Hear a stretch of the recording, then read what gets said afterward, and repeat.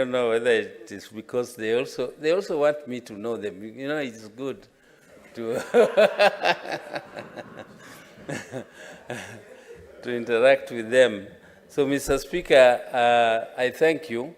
But, Mr. Speaker, this is a very, very serious situation. Mr. Speaker, I know there is a lady in my area who slept out of their home for one night. And because of the love the dad had for her, and when he was imagining what could have happened overnight to her girl sleeping out of the home, he even took a spear and threw at her. And the lady disappeared. And that is those old days, Mr. Speaker. And the lady disappeared and only came back after 35 years with the children who were almost that age, 35 years, when her father died.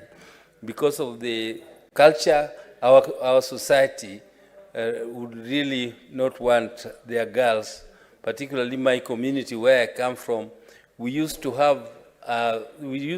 respect virginity. We used to expect that our girls would be married when they are virgin. But these days, that does not happen, but it is, I think, something which, is still happening in other ways in terms of love for our children, for our kids, and this protection which is being provided by the bill, where a girl who gets pregnant, a girl child who gets pregnant while in school, will, of course, not only sit her exams, but also continue with schooling with support from both national and the county governments, because